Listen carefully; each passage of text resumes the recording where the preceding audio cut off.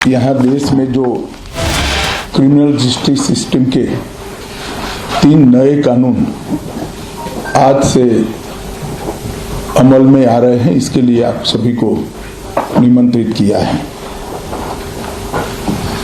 देश की जनता को सबसे पहले मैं बहुत बहुत बधाई देना चाहता हूं कि लगभग आजादी के 77 साल बाद आपराधिक न्याय प्रणाली, हमारी क्रिमिनल जस्टिस सिस्टम पूर्णतया स्वदेशी हो रही है और भारतीय इथोस के आधार पर ये चलेगी। 75 साल के बाद इस कानूनों पर विचार हुआ और ये कानून जब आज से हर थाने में अपना काम करना चालू करेंगे, तब अंग्रेजों के बनाए हुए कानून निरस्त होकर भारत की संसद ने बनाए हुए कानून आएंगे। दंड की जगह न्याय लेगा, देरी की जगह स्पीडी ट्रायल और स्पीडी जस्टिस मिलेगा। और पहले सिर्फ पुलिस के अधिकारों की रक्षा की गई थी, अब पीड़ितों के अधिकारों की रक्षा और जो कंप्लेनेंट है इसके भी अधिकारों की रक्षा करने का काम होगा। तो एक नए नजरिए के साथ ये तीनों कानून आज सुबह से ही, मतलब कल मध्य रात्रि से काम करना शुरू किए हैं। अब इंडियन पिनल कोड, जिसको आईपीसी कहते थे, 1860 से जो कानून था, इसकी जगह बीएनएस भारतीय न्याय संहिता आएगी। क्रिमिनल प्रोसीजर कोड, जिसको सीआरपीसी कहते थे, जो 1898 से अमल में था, इसकी जगह भारतीय नागरिक सुरक्षा संहिता बीएनएस आएंगे। और इंडियन एविडेंस एक्ट 1872 से जो इस देश की क्रिमिनल जस्टिस सिस्टम को गवर्न करता था, इसकी जगह भारतीय साक्ष्य अधिनियम बीएसए लागू होगा। तो बीएनएस, बीएनएसएस और बीएसए के लागू होने से पूरी न्याय प्रणाली का आपराधिक कानूनों की पूर्णतया इसके अंदर हम कह सकते अब भारतीय आत्मा है। इसके ढेर सारे प्रावधान ऐसे किए गए हैं जिससे कई समूहों को फायदा होगा। कई सारी दफाएं जो अंग्रेजों के समय से विवाद में रही, इसको हटाकर आज के समय के अनुकूल धाराएं जोड़ी गई है। और कई सारी ऐसी चीजें जिससे भारतीय नागरिकों को परेशानी थी, इसको हटाकर नए प्रावधान किए गए हैं। सबसे पहले हमने इसमें हमारे संविधान के स्पिरिट के तहत दफाओं की और चैप्टर्स की प्रायोरिटी तय की है। सबसे पहली प्रायोरिटी महिलाओं और बच्चों के अपराध को दी गई है और मैं मानता हूं कि ये करने की बहुत समय से पहले जरूरत थी। एक पूरा अध्याय इसमें जोड़ा गया है जिसमें 35 धाराएं हैं और 13 प्रावधान हैं, जिसमें गैंग रेप के लिए अब 20 साल की सजा या तो कारावास, आजीवन कारावास, नाबालिग के साथ बलात्कार में मौत की सजा, झूठा वादा पहचान छिपाकर शोषण करने वालों के लिए भी अलग से अपराध बनाया गया है। पहले सुप्रीम कोर्ट के जजमेंट से चलता था। पीड़िता का बयान उसके घर पर महिला अधिकारियों की उपस्थिति में और अपने परिजनों की उपस्थिति में लेने का भी प्रावधान किया है। और इसके साथ साथ ऑनलाइन एफआईआर की व्यवस्था से भी ढेर सारी उत्पीड़न का सामना कर रही महिला एम्बरेसमेंट से बच पाएगी, ऐसा हमारा मानना है। सालों से देश भर में मॉब लिंचिंग के अपराध के लिए कानून में कोई प्रावधान नहीं था।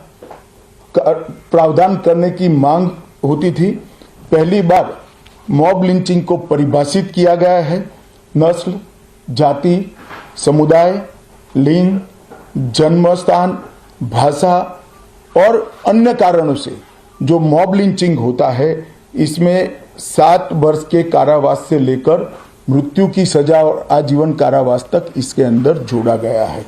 तो एक बहुत बड़े समय से जो मांग थी वो पूरी होने जा रही है।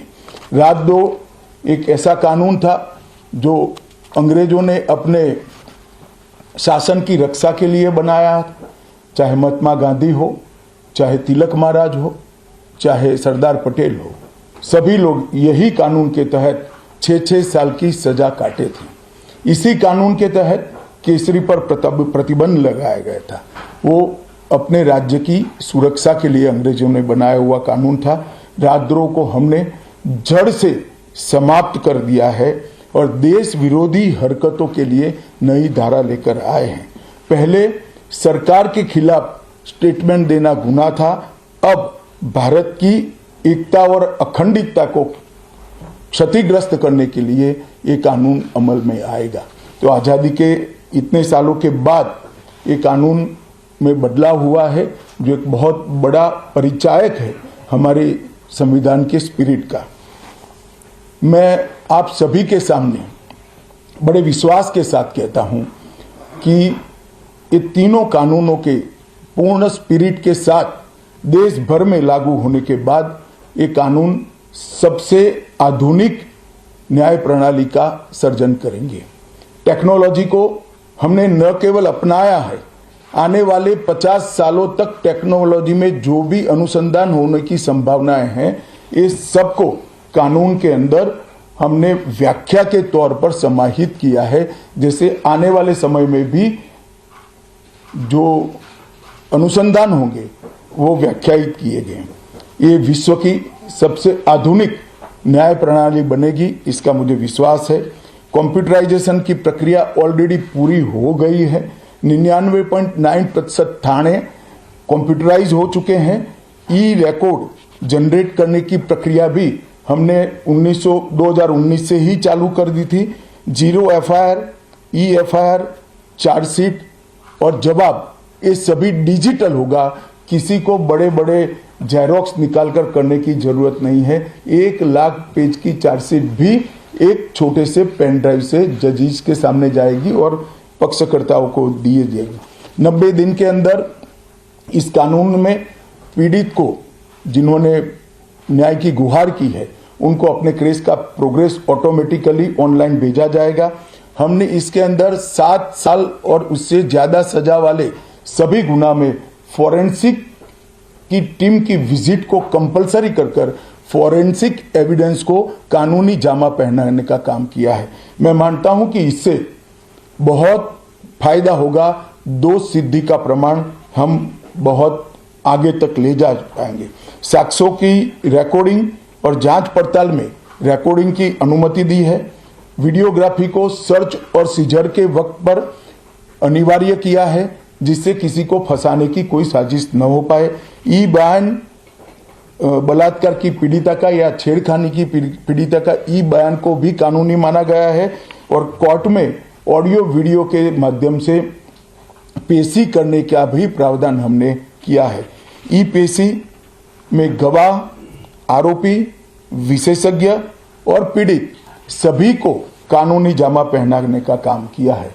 इसमें जो फॉरेंसिक विजिट को अनिवार्य बनाया गया है, इसको हमने दूरदर्शितापूर्वक काम कर नेशनल फॉरेंसिक साइंस लेबोरेटरी 2020 में बनाकर इसके लिए ट्रेन मैन पावर का सर्जन का काम ऑलरेडी कर चुके हैं।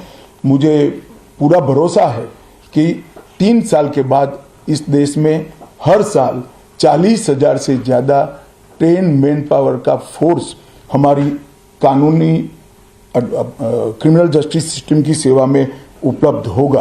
कमीशन का रेशियो इसके माध्यम से 90% तक ले जाने का हमने प्रावधान किया है और फॉरेंसिक इंफ्रास्ट्रक्चर को बढ़ाने के लिए अभी हमारी कैबिनेट ने निर्णय किया है और 9 राज्यों में फॉरेंसिक साइंस यूनिवर्सिटी के कैंपस खोले जाएंगे और 6 सेंट्रल फॉरेंसिक लेबोरेटरीज को भी हमने करा है। ये कानून विक्टिम सेंट्रिक है। पहले दिनों तक किसी को पुलिस ले जाती थी, परिवार वालों को कोर्ट में आना पड़ता था। अब हमने कंपलसरी किया है कि हर थाने में रजिस्टर होगा और ई रजिस्टर भी होगा कि कौन सा अपराधी पुलिस की कस्टडी में है, जिससे हेबियस के माध्यम से कोर्ट में नहीं जाना पड़ेगा। तलाशी और रेड दोनों स्थिति में वीडियोग्राफी की जाएगी, जिससे पुलिस के अधिकारों का दुरुपयोग न हो पाए। और हमने अपराधियों को बेल को भी लंबे समय तक लंबित केसों में कानूनन बना दिया है, जिसमें एक निश्चित समय मर्यादा अपराध के अंदर जो सजा है उसके अनुपात में हो जाने के बाद जेल सुपरिटेंडेंट की जिम्मेदारी होगी कि इसको बेल पर रिहा किया जाए। तो इसके लिए कोर्ट में किसी को जाने की जरूरत नहीं पड़ेगी। इसमें विक्टिम को अपनी बात रखने का मौका मिलेगा, इंफॉर्मेशन का अधिकार मिलेगा और नुकसान के लिए क्षतिपूर्ति का भी अधिकार पहली बार भारतीय कानूनों में हम करने जा रहे हैं। 0 FIR, विक्टिम की FIR की प्रति की निःशुल्क प्राप्ति और 90 दिन में जांच का रिपोर्ट देने से इससे बहुत बड़ा फायदा होगा।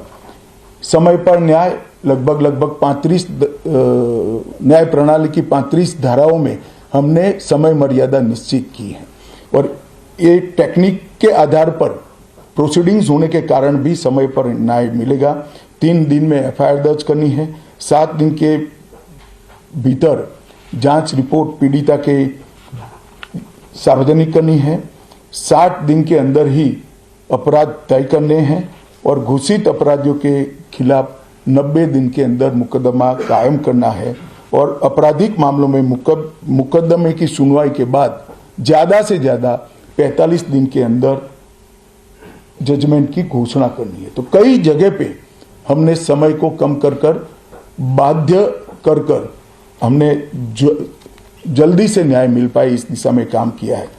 हमने 3 वर्ष से कम कारावास में 60 वर्ष से अधिक उम्र में के लोग जो है इसमें पुलिस अधिकारी की पूर्व अनुमति अरेस्ट के लिए अनिवार्य करी है। गिरफ्तार व्यक्ति को 24 घंटे में मजिस्ट्रेट के सामने ले जाने का प्रावधान भी कानूनी बनाया है और 20 से ऐसी ज्यादा धाराएं हैं जिसमें पुलिस की जवाबदेही हमने सुनिश्चित करी है। पहली बार पीई का भी हमने प्रावधान इसके अंदर किया है।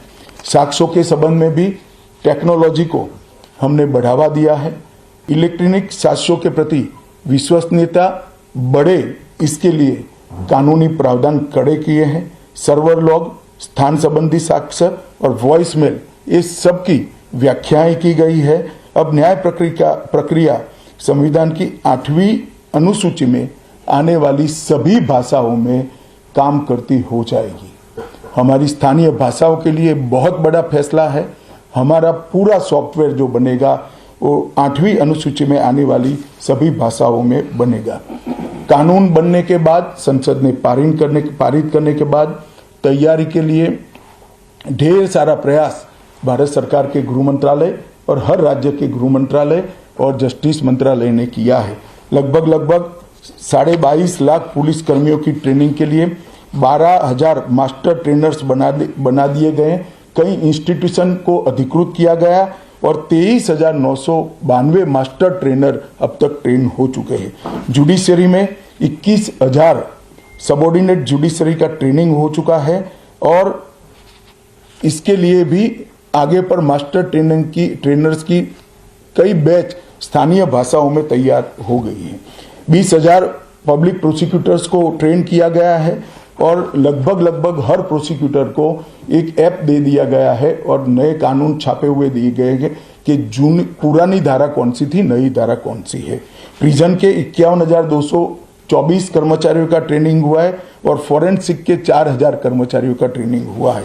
कुल मिलाकर ट्रेनिंग की संख्या पुलिस में 6 लाख, प्रोसिक्यूशन में 4,000, जुडिशरी में लगभग 20,000, फॉरेंसिक में भी 4,000 और प्रिजन में 10,868 मास्टर ट्रेनर अभी काम कर रहे हैं। मित्रों, ये संहिता के लिए कुछ विपक्ष के मित्र अलग अलग बातें मीडिया के सामने रख रहे हैं कि अभी ट्रेनिंग नहीं हुई है, चर्चा नहीं हुई है। मैं आप सभी को बताना चाहता हूं कि लोकसभा में कुल मिलाकर 9 घंटा और 29 मिनट चर्चा हुई है। 34 सदस्यों ने इसके अंदर पार्टिसिपेट किया है। राज्यसभा में 6 घंटा और 70 मिनट चर्चा हुई, 40 सदस्यों ने पार्टिसिपेट किया है। एक ये भी झूठ चलाया जा रहा है कि सबको बाल निकालने के बाद ये बिल लाया गया। बिल बिजनेस एडवाइजरी कमेटी में पहले से निश्चित था। मेरा ये स्पष्ट मानना है कि 14 तारीख से ही विपक्ष ने सदन का बहिष्कार करने जैसी हरकतें करी थी और शायद वो हिस्सा लेना नहीं चाहते थे। और दोनों सदनों में 14 तारीख में लोकसभा में 96 और राज्यसभा में 46 सदस्यों ने ऐसी हरकतें की जिससे पीठासीन अधिकारी उनको बाहर करने के लिए मजबूर हो जाए। फिर भी एक ऑप्शन था। ये बहुत बड़ा दूरगामी परिणाम लाने वाला कानून था। वो एक कानून के लिए स्पेशल अंदर आकर चर्चा में अपना मत रख सकते थे। इसके पहले भी मैंने 2020 में सभी सांसदों को पत्र लिखकर उनके सुझाव मांगे थे। सभी मुख्यमंत्रियों को पत्र लिखकर उनके सुझाव मांगे थे। सभी सुप्रीम कोर्ट के सम्मानीय न्यायाधीशों को पत्र लिखकर उनके सुझाव मांगे थे। सभी हाई कोर्ट के चीफ जस्टिस को पत्र लिखकर सुझाव मांगे थे। गृह सचिव जी ने सभी आईपीएस अफसरों से सुझाव मांगे थे, सभी कलेक्टर से सुझाव मांगे थे। और ये सब सुझाव मिलाकर मैंने खुद अधिकारियों की बैठक को अलग करे तो मैंने खुद 158 बार इसकी मीमांसा कर बैठक कर विचार कर एक बिल बनाया। ये बिल को भी संसद ने ऐसे ही पारित नहीं किया है। गृह विभाग की समिति के पास ये बिल को भेजा गया। 2.5 महीना या तो 3 महीना इस पर विशद चर्चा हुई। सभी दल के सांसदों ने इसके अंदर हिस्सा लिया है, अपने सुझावों को रखा है। 4-5 पॉलिटिकल स्टाइल के सुझाव छोड़कर मैं दावे से कह सकता हूं हर सुझाव को समाहित कर 93 बदलाव कर बिल को फिर से कैबिनेट ने पारित किया और पारित करने के बाद सदन के सामने रखा गया। इतने बड़े सदियों के बाद हो रहे सुधार को पॉलिटिकल कलर देना मैं मानता हूं ठीक नहीं है। मेरे तो सभी विपक्ष के साथियों से विनती है, पॉलिटिक्स करने के ढेर सारे मुद्दे हैं, आराम से करिए पॉलिटिक्स, कोई चिंता नहीं, हम भी जवाब देंगे। मगर ये कानून देश के 140 करोड़ नागरिकों को संविधान का जो स्पिरिट है, न्याय और आत्मसम्मान, वो समय पर दिलाने की एक एक्सरसाइज है। तो आप सभी लोग इसमें कोऑपरेट करिए। और मैं मानता हूं कि जिसको भी कुछ कहना है, मेरा दफ्तर हमेशा खुला है, मैं अवेलेबल हूं। मिलने से पहले रोड पर जाना मैं मानता हूं ठीक नहीं है। चर्चा करनी चाहिए, कुछ भी हो बात करनी चाहिए। और मेरा स्पष्ट मत है जो मैं आज बेबाक तरीके से आप लोगों के सामने रखना चाहता हूं। रिकॉर्ड के आधार पर कह सकता हूं, मैं भारत के आजादी के बाद किसी भी कानून पारित कराने के लिए इतनी लंबी चर्चा का प्रोसेस नहीं हुआ है। ये मैं रिकॉर्ड पर कहने के लिए तैयार हूं।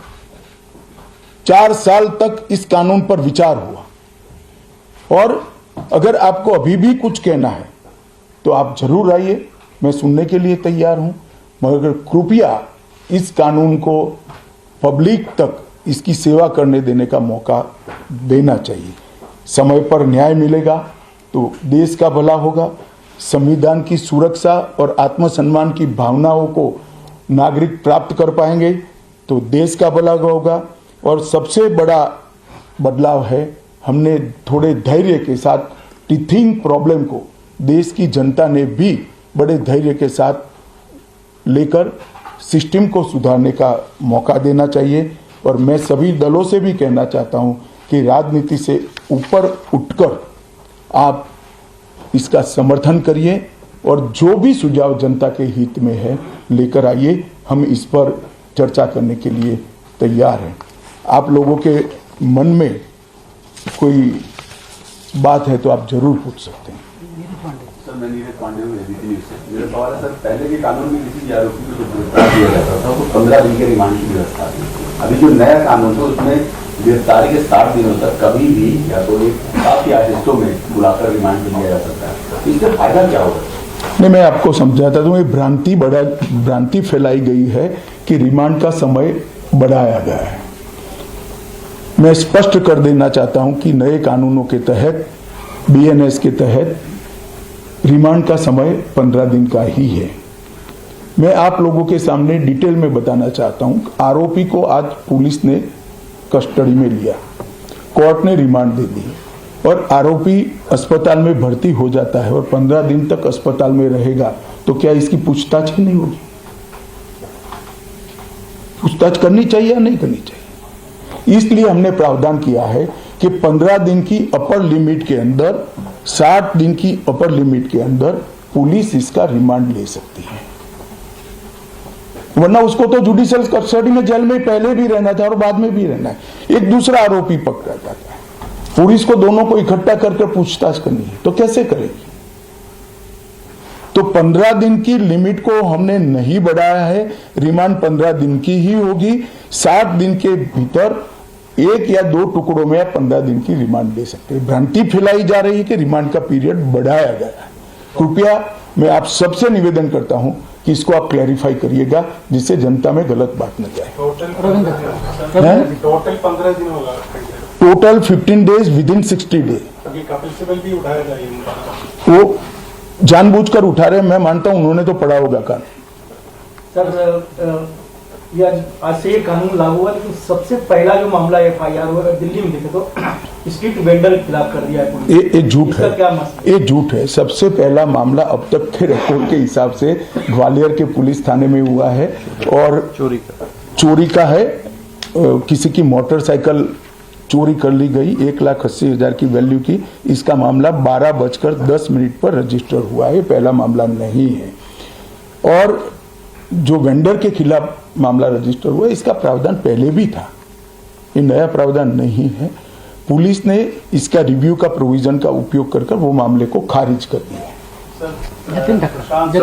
एक आपने तो ये कहा है कि जितने भी लॉज बन रहे हैं शेड्यूल 8 की लैंग्वेजेस में मौजूद होंगे, और तमिलनाडु की जो रूलिंग पार्टी है DMK, उनको अपोजिशन और कुछ और पार्टीज का भी नाम हिंदी में क्यों है जब पूरे देश में एप्लीकेबल हो? देखिए, मैं अलग बात कहना चाहता हूं। एक तो पूरा कानून तमिल में उपलब्ध कराया जाएगा। एक बात समझिए, प्रोसीडिंग तमिल में होंगी।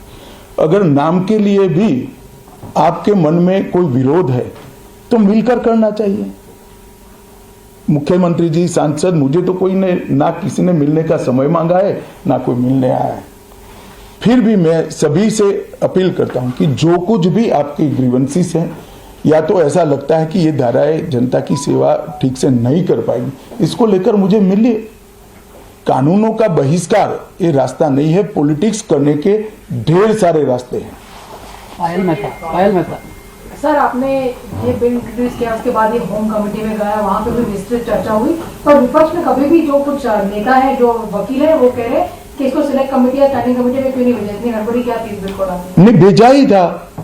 गृह विभाग की संसद की कमेटी में भेजा था, जिसमें सिर्फ चिदम्बरम खुद थे और सबसे ज्यादा हिस्सा लेने वाले सदस्यों में चिदम्बरम साहब थे। और कांग्रेस पार्टी ने पहले चिदम्बरम जी नहीं थे तो उसको रखा स्पेशली।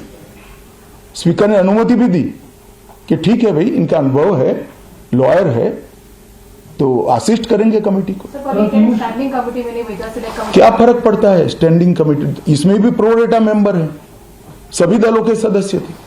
चलो पीयूष, वहां तक भी बड़ा आरोप लगाया जा रहा है विपक्ष के द्वारा कि सभी कानून ड्रैकोनियन है, और दूसरा ये कि ये कानून के माध्यम से सरकार जो है हिंदुस्तान को एक पुलिस स्टेट में कन्वर्ट करना चाहती है। देखिए, मैंने आज आपको एक नोट भी गृह विभाग के माध्यम से अधिकृत नोट दिया जाएगा, जो मेरा आप सभी से निवेदन है कि इसको आप कृपया आप सबके अखबार और टीवी चैनल्स के अंदर जनता के लिए रखें। ड्रैकोनियन कानून तो वो थे जिसको हटाया गया है। ये कानून तो भारत की संसद ने और भारत की न्याय प्रणाली को आधुनिक बनाने वाले हैं, जिसमें पीड़ितों के अधिकार की रक्षा की गई। आप मुझे बताइए, पहले दिनों तक कस्टडी में रखने के बाद कोई परिजनों को जवाब नहीं देता था, हेबियस कर सुप्रीम कोर्ट या हाई कोर्ट में आते थे।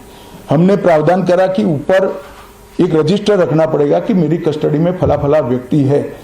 इससे पुलिस जांच बढ़ेगा या कम होगा। कई सारी कोर्ट में फरियाद आती थी, सच झूठ तो कोर्ट को तय करना होता है, मगर कंप्लेंट्स आती थी कि पुलिस ने ये मेरे घर में रख दिया और मुझ पर आरोप लगा दिया।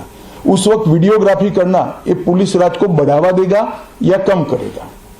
24 घंटे में अपराधी को न्यायाधीश के सामने ले जाना ये पुलिस राज को कम करेगा या बढ़ाएगा? गिने चुने पुराने दकियानुसी कुछ शब्द और कुछ वाक्य कानून को पढ़े बगैर जनता में डालकर गलत फहमी करने का प्रयास करें। मेरी सभी से विनती है, कृपया ऐसा मत करें।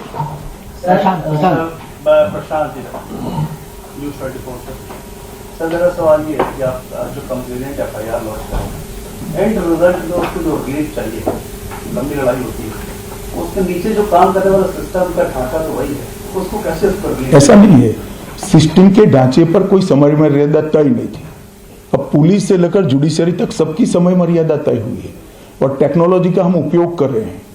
आप बेंगलुरु गए हो, आपका गवाही का दिन है तो बेंगलुरु से आप गवाही दे सकते हो, कोर्ट में जाने की जरूरत नहीं है। मगर ये पूरी प्रक्रिया को अप्लाई होते होते, टेक्नोलॉजिकल अपग्रेडेशन और सारे होते होते 3 या 4 साल लगेंगे। मैं आपको और आपके माध्यम से देश की जनता को विश्वास दिलाना चाहता हूं कि ये कानूनों के पूर्ण इम्प्लीमेंटेशन के बाद किसी भी FIR का सुप्रीम कोर्ट तक 3 साल के अंदर न्याय मिलने की प्रक्रिया पूरी हो जाएगी और मैं सोच समझ कर कह रहा हूं इसको। जी, मैं रविकांत हूँ, टाइम्स ऑफ भारत से। सर, तीनों कानून लागू हुए, इम्प्लीमेंट हो गए हैं, तो आपको क्या लगता है कि ये ऑपोजिशन जानबूझकर किस तथ्यों के आधार पर विरोध करे या सिर्फ राजनीति के लिए मामला उठाया जा रहा है? देखिए, मैं इस पर टिप्पणी नहीं करना चाहता। मैं आप सबके माध्यम से अपील करना चाहता हूं कि जिसको भी मिलना है मैं तैयार हूं, हम मिलेंगे भी और समीक्षा भी करेंगे और इसमें कृपया राजनीति नहीं करनी चाहिए। हमें जी एक जो कंसर्न आ रहा था विपक्ष की तरफ से वो ये था कि पेंडेंसी ऑफ केसेस और 2 पैरेलल क्रिमिनल जस्टिस सिस्टम होंगे, क्योंकि जो पुराने वाले केसेस रजिस्टर हुए हैं वो पुराने केसेस की तरह चलेंगे और जो नए वाले हैं वो नए की तरह। देखिए, जहां तक पेंडेंसी ऑफ केसेस का सवाल है, इस देश में सबसे ज्यादा शासन करने वाली पार्टी कांग्रेस है, तो वो हम पर नहीं मर सकते हैं। पेंडेंसी ऑफ केसेस को कम करने के लिए ही ये कानून लाए हैं और मैं स्पष्टता कर दूं पुराने और नए कानून के लिए, गुनाह की तिथि 1/7/2024 के पहले की होगी, इसमें पुराने कानून के तहत प्रक्रिया चलेगी और 1/7/2024 के बाद होने वाले हर गुनाह को ये तीनों नए कानूनों के हिसाब से चलाया जाएगा। इसमें कोई कंफ्यूजन नहीं। सर, ये आपने बोला कि तमिलनाडु के MPs को अगर नाम से कोई ऑब्जेक्शन है तो वो आके मुझसे मिले, तो क्या अगर वो आपसे मिलेंगे तो क्या इस government open to their suggestion? भैया, मिलने तो दो, वो क्या लेकर आएंगे बताएंगे। तुम यहाँ कहाँ निर्णय करा रहे हो? सर, मैं यकीनपुर न्यूज़ 18 इंडिया से। विपक्षी दल कह रहे हैं कि वो जहाँ उनकी सरकार है वो इस कानून के खिलाफ अपनी विधानसभा में प्रस्ताव पारित करेंगे और राष्ट्रपति तक सुप्रीम कोर्ट में मामला ले जाएंगे। चलो, ये तो लोकतांत्रिक प्रक्रिया है, सबको अपना अपना अधिकार है। सर, आप कोई सर, इसमें एक जो बात कही जा रही है कि टेक्नोलॉजी का इस्तेमाल होगा और हर थाने तक उनको टेक्नोलॉजी दिया जाएगा, लेकिन अभी भी बहुत सब थानों में ये पहुंचा नहीं है, तो कैसे?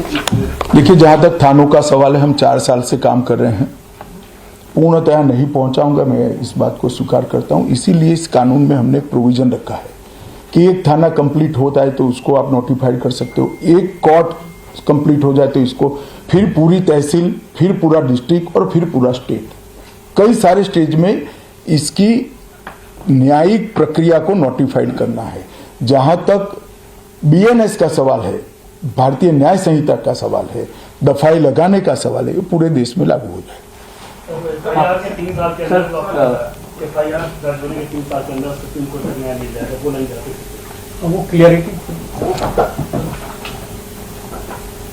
मैं आप सभी के माध्यम से देश की जनता को विश्वास दिलाना चाहता हूं कि इस कानून के संपूर्ण इम्प्लीमेंटेशन के बाद और कुछ तकनीकी तैयारियां करनी है, ये तकनीकी तैयारियां होकर थाना और कोर्ट नोटिफाइड होने के बाद किसी भी न्याय मांगने वाले व्यक्ति को एफआईआर की डेट से 3 साल के अंदर सुप्रीम कोर्ट तक न्याय मिल जाएगा, इसका मुझे भरोसा है और कानूनों में इस प्रकार का हमने प्रावधान किया है।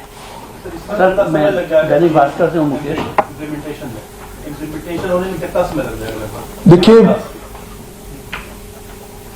मैं मानता हूं कि हम 15 अगस्त के पहले सारे यूटी में इसको कंप्लीट कर देंगे। यूटी में दिल्ली भी आता है और उसके बाद हर जिला एक एक तैयार होता जाएगा, वो होता है। इम्प्लीमेंटेशन आप पहले समझ लीजिए, बीएनएस और बीएनएसएस, इसके लिए इम्प्लीमेंटेशन में कुछ तैयारी की जरूरत नहीं है।